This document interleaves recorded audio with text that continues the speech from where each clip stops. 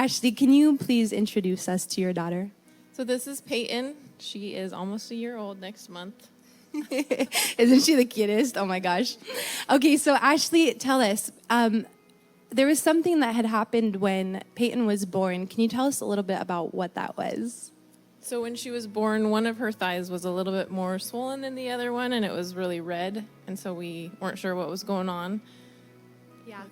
So tell us, I know you had initially seen this right when she was born. She's a natural, man.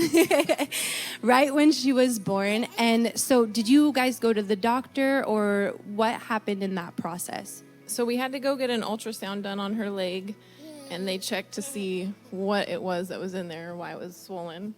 There was something in there. They just weren't sure what it was after the ultrasound. They thought it was a hematoma or something like that, which is just a collection of blood cells. Yeah. Like normally they're on top of the skin, but this one was just weird that it was under the skin. Okay. That's so okay. She's obviously doing really good, folks. This is awesome. So now I know you had that initial ultrasound. What was the next thing that happened going further into that process?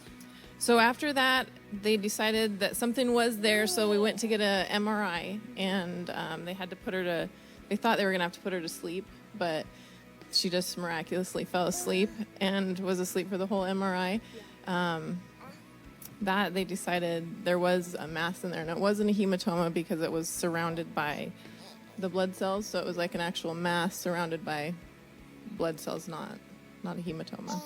So with that MRI, which is miraculous, I don't know if any of you have been through an MRI before, but they're noisy, they're loud, and she fell asleep during it.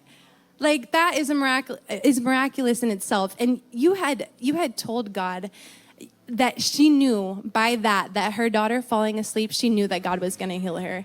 Because it was like one of those things that was so miraculous in itself that it was just one step, one sign to let her know that God was going to heal her daughter. And so now with that MRI, what had the doctors decided was ultimately what was going to need to happen? So they wanted to do a biopsy on it. So they wanted to put her to sleep and put her under anesthesia and do a biopsy, actual surgery where they cut into her leg and test it to see if it's cancer or what type of a tumor it was. So during this time, I mean, this wasn't a short amount of time. This was over the span of several months. I mean, she's your newborn daughter. And what was going on in your mind during that time? Like, what type of emotions were you feeling, and how were you combating those things? I was definitely scared, and you just try not to let fear creep in. I kept speaking life, like, no, God, I believe she's blessed, she's healed, you're going to heal her. I'm not going to let fear creep in, and I'm not going to let fear take authority over, like, a control of me. Yeah. I was going to have authority over it, and absolutely, that's how we stand, you guys. Like, come on, that's good. That's good stuff right there.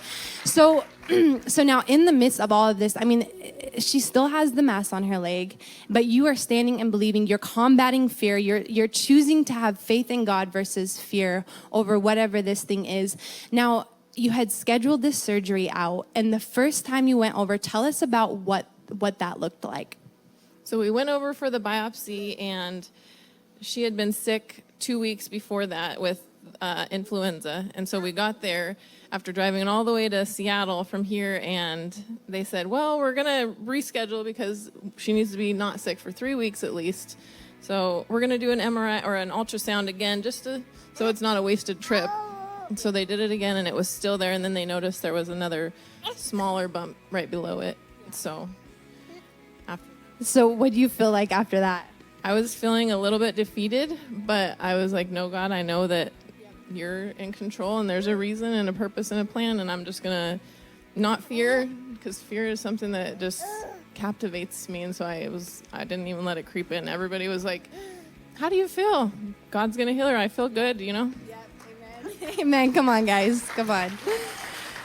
Okay, so the first time you go over to get a surgery, it's a no-go because she has the flu. So now you guys push it out a little bit further. And what happens the next time you guys go? So the next time we go, was the day, it's all setting in. It's like, okay, she's actually going to have surgery today, and I'm just going to have to accept that.